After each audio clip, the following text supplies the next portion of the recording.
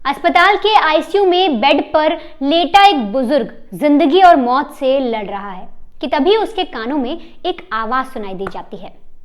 आवाज होती है फराज की। वो कहता है, अंकल जी, मेरा नाम फराज है। मैं मरते दम तक आपकी बेटी का ख्याल रखूंगा। मैं आपकी बेटी से बहुत प्यार करता हूँ। मैं आपसे वादा करता हूँ कि चाहे कुछ भी हो जाए, मैं आपकी बच्ची का साथ निभाऊंगा और उसका ख्याल रखूंगा। उसे कोई भी कमी नहीं होने दूंगा। अब हॉस्पिटल के आईसीयू में बेड पर लेटे कैंसर पीड़ित बुजुर्ग ने जब अपनी बेटी के लिए सामने खड़े एक लड़के से ऐसी बातें सुनी तो उनके मन में डर तो पैदा हुआ, लेकिन बेटे की खुशी के आगे वो झुक गए और उन्होंने इस रिश्ते के लिए हाँ कर दी। वो अपनी बेटी की शादी फराज से कराने के लिए राजी हो गए।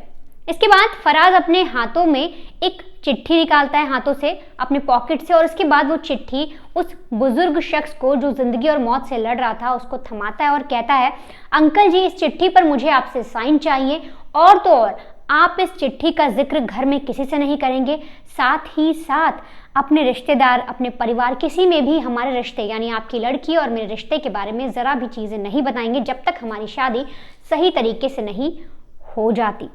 अब बेटी की खुशी के लिए और मरता हुआ आदमी ये सोचता है कि आखिर आखिरी समय में उसकी बेटी के लिए एक शख्स है जो खड़ा हुआ है, जो उनसे आके बोल रहा है कि वो उनकी बच्ची का ध्यान रखेगा, जिसका नाम फराज है। वो उनके धर्म का नहीं है, लेकिन फिर भी वो मान जाते हैं।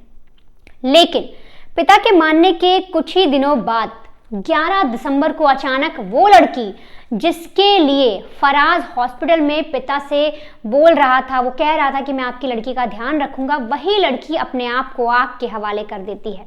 तो आखिर ऐसा क्या हुआ कि फराज जिससे प्यार करता था उसी लड़की को ऐसा कदम उठाना पड़ा और वो इस दुनिया से अलविदा कह गई। ये रोंगटे खड़े कर देने वाली जो पूरी कहानी है ये उत्तर प्रदेश के गाजियाबाद की है। इस तस्वीर में आप जिस लड़के को देख रहे हैं, जिसे पुलिस ने पकड़ा हुआ है, ये पुलिस से घिरा हुआ है, इसका नाम फराज है।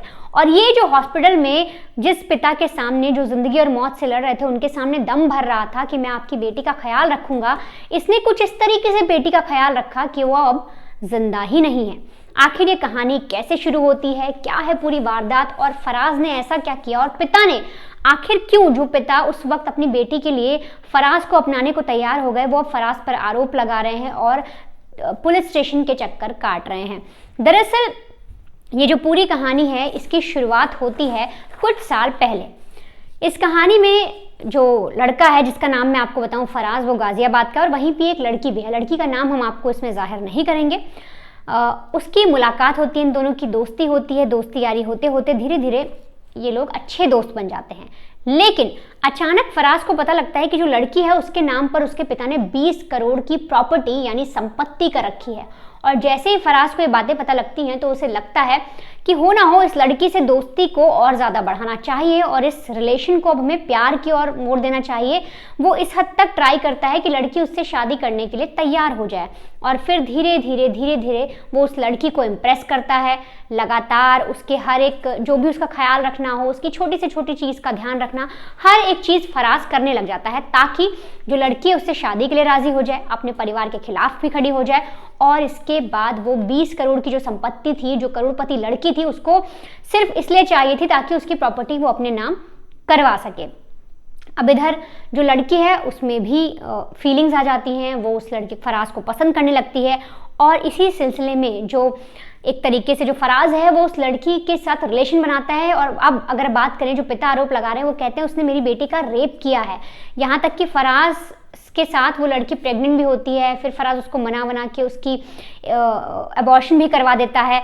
और इसके बाद कई बार वो लड़की से कुछ पैसे ऐंठता है। एक बार कहता है कि मुझ पर कर्ज है, मुझे 6.5 लाख चाहिए, कभी 3 लाख, इस तरीके से लड़की से पैसे भी लेता रहता है। और यहाँ तक कि फराज लड़की को एक व्हाट्सएप ग्रुप में ऐड कर देता है जो पूरा मुस्लिम था, और धीरे धीरे लड़की को ये कोशिश करता है कि वो उसके कल्चर को फॉलो करे, उसके धर्म को फॉलो करे। अब यहाँ तक जो लड़की थी वो सारी बातें फराज की मान रही थी, क्योंकि वो फराज के प्यार में पूरी तरीके से पागल हो गई थी। वो सिर्फ फराज के लिए ही जीना मरना चाहती थी और उसे फराज इस कदर पसंद आ गया था। लेकिन फराज सिर्फ उसका इस्तेमाल कर रहा था उसकी प्रॉपर्टी के लिए। और अब जो लड़की है उसे मंकी ड्रग्स की लत लगा देता है फराज। वो धीरे धीरे लड़की को कब किसी खाने में, किसी पानी में या कोल्ड ड्रिंक में ऐसे ड्रग्स मिलाकर देता है, जिससे जो लड़की है वो उसकी आदी हो गई और फराज की हर बात मानने लगी। इसके बाद फराज ने उसे बोला कि अब हमारा रिलेशन आगे बढ़ चुका है, तुम एक काम करो, तुम नमाज पढ़ना सीख लो, और उसको ऑनलाइन क्लासेस दिलवाता है। लड़की सारे काम करती है, बुर्का भी पहनती है। और एक दिन पिता के रोंगटे तब खड़े हो जाते हैं, क्योंकि वो पहले से बीमार थे। जो बुजुर्ग पिता थे उनको काफ़ी लंबे समय से कैंसर था, उनकी दवाइयाँ चल रही थी। लेकिन एक दिन वो देखते हैं कि कमरा बंद है उनकी लड़की का और हल्का खुला हुआ है, और खिड़की का जो सिटकनी है वो भी खुली हुई थी, जिससे वो देखते, जब वो अंदर झांकते हैं खिड़की के द्वारा, तब वो देखते हैं कि उनकी लड़की नमाज पढ़ रही है। और ये देखते ही उनका जो कलेजा है वो कांप जाता है, वो सिहर जाते हैं कि हमारी बेटी ये क्या कर रही है। और इसके बाद उनकी तबीयत बिगड़ती है, वो हॉस्पिटल जाते हैं। और जब वो हॉस्पिटल जाती हैं तो उनकी बेटी भी उन्हें सारी चीज़ें बताती है कि वो किसी से प्यार करती है। इसके बाद जो मैंने आपको शुरुआत में बताया, फराज वहाँ पर आता है और कहता है कि अंकल, मैं आपकी बेटी से प्यार करता हूँ, मैं उसका ध्यान रखूँगा, हमेशा उसको खुश रखूँगा, आप शादी करवा दीजिए।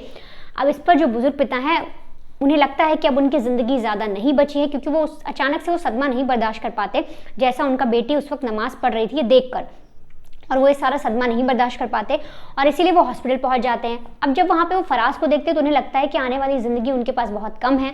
वो देखते हैं एक लड़का उनकी बेटी के लिए खड़ा है, उनके ऐसे वक्त में उनके साथ खड़ा है, और इसीलिए वो मान भी जाते हैं। लेकिन वहाँ पर मैंने आपको बताया था, फराज उनको एक चिट्ठी देता है। अब उस चिट्ठी में क्या लिखा होता है, तो उस चिट्ठी में लिखता है कि आपकी मर्जी से, यानी जो बुजुर्ग शख्स थे, जो उस लड़की के पिता थे, उनकी मर्जी से शादी हो रही है, किसी का कोई दबाव नहीं है। कल को अगर कुछ भी होता है तो उसमें फराज की कोई गलती नहीं है। इस पर वो साइन कर देते हैं, और साथ ही साथ फराज उनसे कहता है किसी को आप बताइए मत, तो किसी को पता भी नहीं होता। पिता को सिर्फ उस चिट्ठी के बारे में पिता को ही पता होता है कि ऐसा एक साइन करवाया है। तो पूरी चीज़ें आप देखिए, अब सीक्वेंस जो सारा है उसमें फराज सब कुछ प्लानिंग के तहत कर रहा था। वो लड़की से दोस्ती करता है, लेकिन जब उसे पता लगा उसके पास प्रॉपर्टी है, तब वो उसको प्यार के चक्कर में फंसाना शुरू करता है, और धीरे धीरे एक एक कर उसको इस कदर पागल बना देता है। अब जो लड़की, अब इनकी शादी होनी थी तय तारीख के मुताबिक, लेकिन उस दिन फराज कहता है कि उसके घर में कोई समस्या आ गई है, वो शादी नहीं कर पाएगा। अब ऐसे में जो पिता है वो परेशान होते हैं, वो डिस्चार्ज होकर घर वापस आते हैं। उनकी तबीयत थोड़ी थोड़ी सुधरती है, हालांकि वो कैंसर से पीड़ित हैं, पर उनकी तबीयत थोड़ी थोड़ी सुधरती है। अब इसके बाद वो उससे बोलते हैं कि तुम्हें मेरी बेटी से शादी करनी थी, तुम तो बोल रहे थे कुछ समय बाद करोगे, लेकिन अब चीज़ें ऐसी नहीं दिख रही, क्या तुम बदल गए हो? पिता ऐसी चीज़ें कहते हैं तो फराज उनसे कहता है कि नहीं पापा, ऐसी कोई बात नहीं। अब इस जगह वो उनको पापा बोल देता है, और वो और भावुक हो जाते हैं। वो कहते हैं कि ऐसी कोई बात नहीं है, मैं आपकी ही बेटी से शादी करूंगा, मैं उससे प्यार करता हूँ, आप एक काम करिए, उसको लेके होटल रेडिसन आ जाइए। और जब वो लोग रेडिसन पहुंचते हैं तब वहां पर वो एक शर्त रखता है। वो कहता है कि मैं आपकी बेटी से शादी तो करूंगा, लेकिन उसके नाम जो 20 करोड़ की प्रॉपर्टी है वो आप मेरे नाम कर दीजिए। अब जैसे ही पिता ये सब सुनते हैं, उनका जो कलेजा है वो एकदम से डर जाते हैं। उन्हें लगता है कि हो गया, मेरी बेटी के साथ बहुत अन्याय हो गया, बहुत ज़्यादा बड़ा धोखा हो गया। और यही सब चीज़ें जब लड़की भी सुनती है तो उसकी भी हालत ख़राब हो जाती है। उसे लगता है, तब उस लड़की को ये समझ में आता है कि फराज ने उससे प्यार नहीं किया, बल्कि उसकी प्रॉपर्टी से प्यार किया, उसकी प्रॉपर्टी के लिए उसे फंसाया, और इस हालात में लाके छोड़ दिया कि अब वो उसे छोड़ तक नहीं पा रही है। और इसी सिलसिले में 11 दिसंबर को जो लड़की है वो अपने आप को आग के हवाले कर देती है, अपनी ज़िंदगी ख़त्म कर लेती है। लेकिन फराज को कोई फ़र्क नहीं पड़ता, और आप ये समझिए वो लड़की खुद के साथ ऐसा करने से पहले 120 बार कॉल करती है फराज को, लेकिन फराज कोई रिस्पॉन्स नहीं देता। वो मैसेज तक करती है कि मैं अब जिंदा नहीं रह पाऊंगी, मैं तुम्हारे साथ रहना चाहती हूँ। इसके बाद भी फराज को कोई फ़र्क नहीं पड़ता। फिर लड़की वो कदम उठाती है। जब ये घटना घर में घट जाती है, पिता परेशान हो जाते हैं, तब जाके वो पुलिस के पास जाते हैं। वहाँ जाकर रिपोर्ट लिखाते हैं और बताते हैं कि फराज ने कैसे कैसे उनके साथ धोखा किया। वो चिट्ठी भी दिखाते हैं, हर एक चीज़। इसके बाद जो पुलिस है वो फराज को पकड़ लेती है, और इस वक्त जो आप तस्वीर देख रहे हैं फराज की तस्वीर है जब उसे पुलिस ने अरेस्ट कर लिया। लेकिन इसके बाद जो पुलिस है वो कार्रवाई तो करती है, पर साथ ही साथ पुलिस को कई सारे चैट्स मिले हैं जो लड़की के फ़ोन में थे, जो फराज के फ़ोन में थे। उन चैट्स में क्या क्या है मैं एक बार आपको बताती हूँ। उन चैट्स में लड़की ने लिखा है कि तुम धोखेबाज हो, मैंने तुम पर भरोसा किया। और भी कई तरीके के चैट हैं। देखिए मैं आपको कुछ अंश उसका पढ़ के समझाती हूँ, तो आपको पता लगेगा फराज किस तरीके से उस लड़की को फंसा रहा था। अब जैसे मैंने आपको बताया कि लड़की को वो ड्रग्स का आदी बना देता है, और इसी सिलसिले में लड़की उसे मैसेज करती है, मुझे नींद नहीं आ रही, ड्रग्स का इंतजाम करो। फराज कहता है कल व्यवस्था हो जाएगी, मुझे परेशान मत करो। इसके बाद लड़की फिर कहती है तुम धोखेबाज हो, मैंने तुम पर भरोसा करके गलत किया। अब फराज लिखता है सोने का टाइम है, सो जाओ, बाकी सब सुबह बात करेंगे। कुछ दिनों बाद फिर से लड़की मैसेज करती है, लिखती है मैंने नमाज पढ़ना और सजदा करना सीख लिया। फराज कहता है अच्छी बात है, सारे स्टेप्स अच्छे से समझ लो।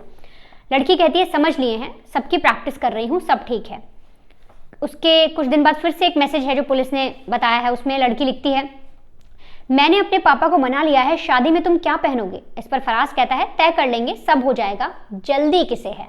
इस पर लड़की कहती है अपनी बहन और भाई के लिए भी देख लो क्या पहनना है।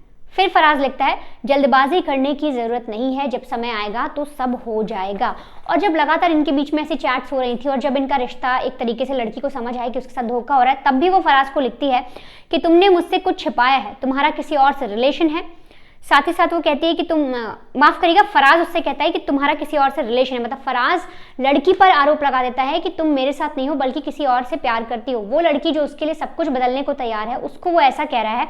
इस पर लड़की लिखती है कि तुम मुझ पर गलत इल्जाम लगा रहे हो, बल्कि धोखा तो तुम मुझे दे रहे हो। इस पर फराज फिर से कहता है कि कोई बात नहीं, बाद में बात करेंगे। अब लड़की लिखती है मैंने तुमसे प्यार करके बहुत बड़ी गलती कर दी, मैंने तुम पर भरोसा करके बहुत बड़ी गलती कर दी। और इसके बाद वो अपनी ज़िंदगी आग के हवाले करती है और खुद को यूं कहें कि अपनी जो उसकी ज़िंदगी है वो यहाँ से रुखसत हो जाती है। अब वो जिंदा नहीं है, उसके परिवार वाले परेशान हैं। उसके वो पिता जो कैंसर से लड़ रहे हैं, जिनकी हालत कभी भी खराब हो जाती है, वो किसी भी वक्त हॉस्पिटल में उन्हें ले जाना पड़ता है। पिता धीरे धीरे रिकवर होकर घर आते हैं, लेकिन इस कदर उन्हीं की बेटी के साथ हो गया और फराज ने उन्हें धोखा दिया सिर्फ प्रॉपर्टी की वजह से। 20 करोड़ की प्रॉपर्टी, करोड़पति एक शख्स की जो बेटी है उसको फंसाने के लिए फराज ने इतना बड़ा षड्यंत्र रचा और इसके बाद यूं आप समझिए उस लड़की की जान तक ले ली। फिलहाल ये आरोपी अब पुलिस की हिरासत में और इस पर कार्रवाई की जा रही है।